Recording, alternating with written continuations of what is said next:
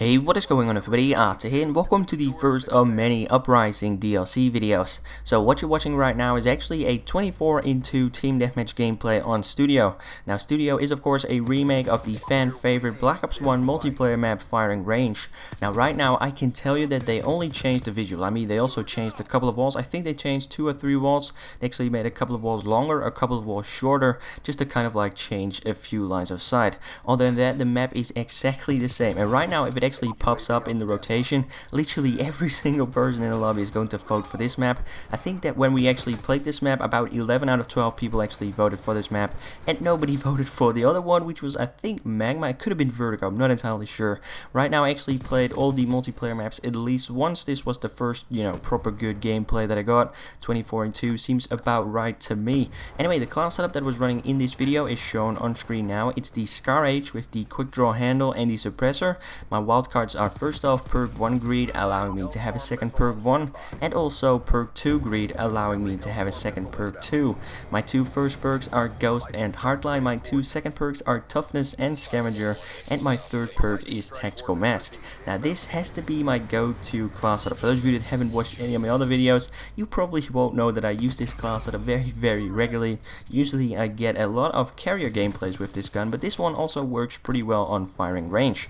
Now the reason why I went for an assault rifle over the SMGs is because most of the walls on Studio are actually made out of thin sheet metal or either thin wood, so they are really easy to penetrate with an assault rifle, especially an assault rifle like the Scar H, because this thing has a 40 damage, meaning you will kill someone in 3 shots up close, and most of the ranges on Firing Range simply aren't long enough to actually get a 4-hit kill, so this gun is especially great for this map. Anyway, the suppressor and the Ghost combination will make sure that you do not show up on the minimap when you're either shooting or when you're on the move. Hardline will allow you to get your score streaks a little bit faster. Now in this gameplay I was actually running the UAV, the Hellstorm missile and the Lightning Strike, which is a little bit lower than my usual score streak setup of the UAV, the Lightning Strike and the Stealth Chopper.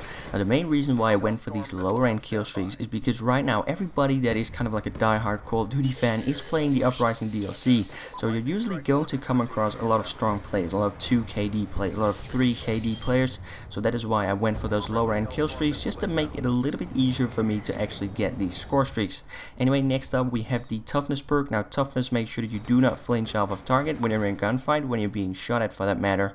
Now Toughness is probably the best perk in Black Ops 2, or at least I feel like it is the best perk in Black Ops 2 because it literally helps you out in any game, it literally helps you out in any gunfight, so that is why I use that about 95% of the time. Then Scavenger, just to make sure that I do not have to pick up another weapon. I hate picking up another weapon. The main reason for this being is because when you're picking up a weapon you won't know whether this guy is actually good at making class setups, whether he has a solid gun setup, or whether this guy is using a pretty bad gun with a pretty bad setup. So that is why I run Scavenger quite a bit, and then last but not least Tactical Mask, just to protect me against those tactical equipment such as shock charges, flashbangs and stun grenades.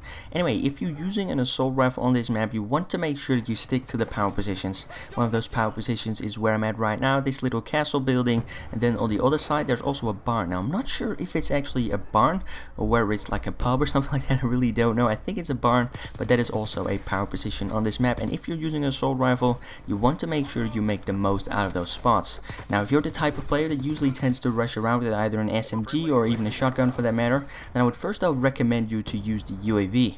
Now the reason why I would recommend you to use the UAV is because the UAV is simply going to help you win a lot more gunfights, because you can tell whether an enemy is going to pop up in a second or whether he's still going to stick to where he is right now. Now the reason why this is going to be helping you out a ton is because the SMGs and the shotguns are of course meant to be used at close range, and in terms of close range engagements reaction time becomes a huge factor, so the UAV will help you with that.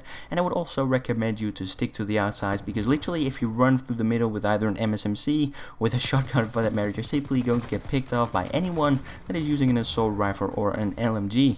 Anyway guys, that was it for this video, that was it for the Studio gameplay.